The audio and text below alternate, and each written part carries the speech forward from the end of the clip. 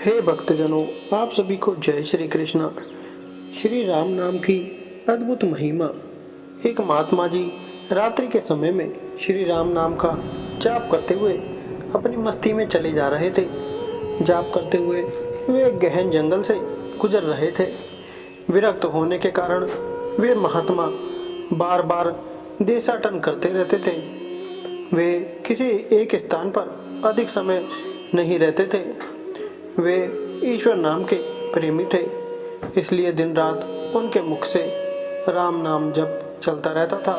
स्वयं राम नाम का जाप करते तथा औरों को भी उसी मार्ग पर चलाते। महात्मा जी गहन जंगल में मार्ग भूल गए थे, पर अपनी मस्ती में चले जा रहे थे कि जहाँ राम ले चले वहाँ दूर अंधेरे के बीच में बहुत सी दीपमालाएं प्रकाशित थी। महात्मा जी उसी दिशा की ओर चलने लगे। निकट पहुंचते ही देखा कि वट वृक्ष के पास अनेक प्रकार के वाद्य यंत्र बज रहे हैं। नाच गान और शराब की महफिल जमी है। कई स्त्री पुरुष साथ में नाचते कूदते हंसते तथा औरों को हंसा रहे हैं। उन्हें महसूस हुआ कि वे मनुष्य नहीं प्रेत आत्मा है।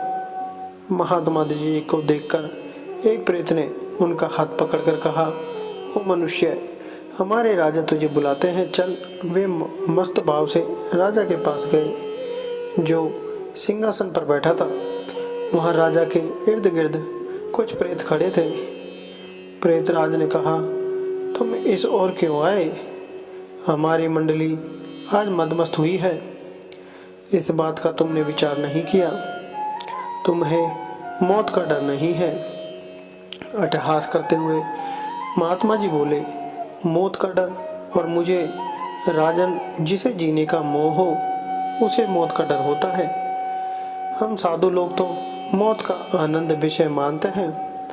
यह तो देह परिवर्तन है जो प्रारब्ध कर्म के बिना किसी से हो नहीं सकता।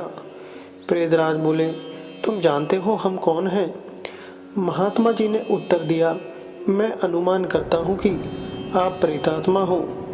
प्रेतराज ने पूछा, तुम जानते हो लोग समाज हमारे नाम से कांपता है।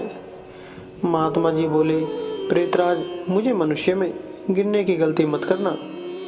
हम जिंदा दिखते हुए भी जीने की इच्छा से रहित मृत तुल्य हैं। यदि जिंदा मानो तो भी आप हमें मार नहीं सकते। जीवन मरण कर्माधीन है। मैं एक प्रश्न पूछ सकता हूँ?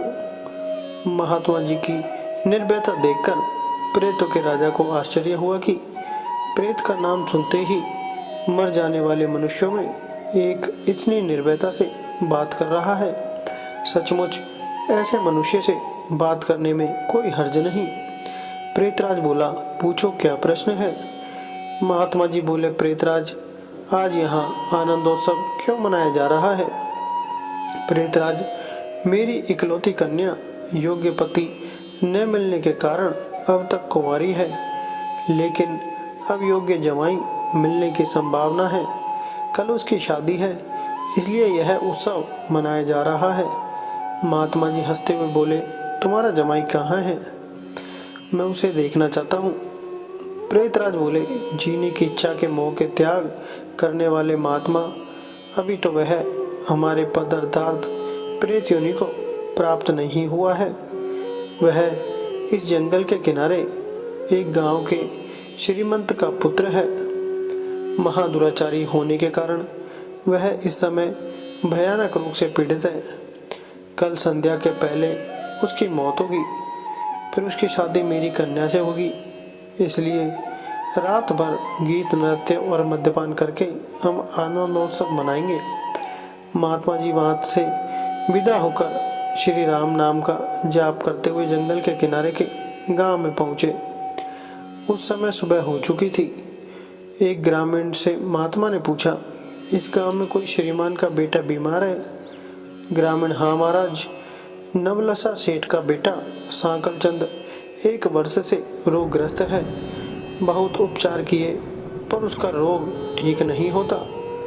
महात्मा जी नवलसा सेठ के घर पहुंचे। साकलचंद की हालत गंभीर थी। अंतिम घड़ियां थी, फिर भी महात्मा जी को देखकर माता पिता को आशा की किरण दिखी। उन्होंने महात्मा का स्वागत किया। सेठ पुत्र के पलंग के निकट आकर महात्मा जी राम नाम की माला जपने लगे। दोपहर होते होते लोगों का आना जाना बढ़ने लगा। महात्मा, क्यों साकल चंद, अब तो ठीक हो? साकल चंद ने आंखें खोलते ही अपने सामने एक प्रतापी संत को देखा तो रो पड़ा। बोला, बाबा जी, आप मेरा अंत सुधारने के लिए पधारे हो। मैंने बहुत पाप किए हैं, भगवान के दरबार में क्या मुंह दिखाऊंगा। फिर भी आप जैसे संत के दर्शन हुए हैं, यह मेरे लिए शुभ संकेत है। इतना बोलते ही उसकी सांस फूलने लगी, वह खांसने लगा। महात्मा जी बोले, बेटा निराश न हो, भगवान राम पतित पावन है, तेरी यह अंतिम घड़ी है। अब काल से डरने का कोई कारण नहीं। खूब शांति से चित्तवृत्ति के तमाम वेग को रोककर श्री राम नाम के जप में मन को लगा दे। जाप में लग जा। शास्त्र कहते हैं, चरितम रघुनाथस्य शतकोटिम प्रविस्तरम एकैकम अक्षरम पुण्य महापातक नाशनम। अर्थात 100 करोड़ शब्दों में भगवान श्री राम के गुण गाए गए हैं। उसका एक एक अक्षर ब्रह्म हत्या आदि महापापों का नाश करने में समर्थ है। दिन ढलने ही साकल चंद की बीमारी बढ़ने लगी। वैद्य हकीम बुलाए गए, हीरा वश्म आदि कीमती औषधियां दी गई, किंतु अंतिम समय आ गया। यह जानकर महात्मा जी ने थोड़ा नीचे झुककर उसके कान में राम नाम लेने की याद दिलाई। राम बोलते ही उसके प्राण पखेरु उड़ गए। लोगों ने रोना शुरू कर दिया। शमशान यात्रा की तैयारियां होने लगी। मौका पाकर महात्मा जी वहां से चल दिए।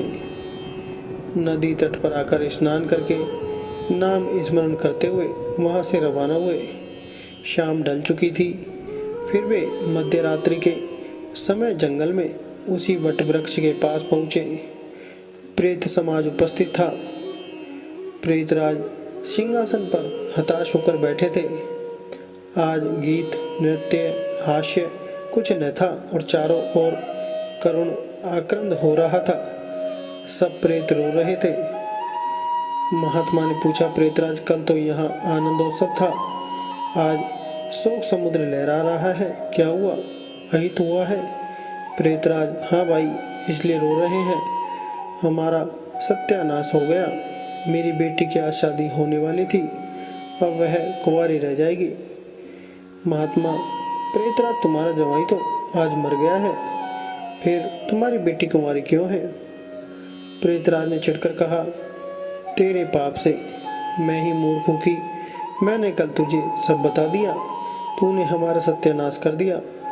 महात्मा ने नम्र भाव से कहा, मैंने आपका अहित किया, यह मुझे समझ में नहीं आता, क्षमा करना।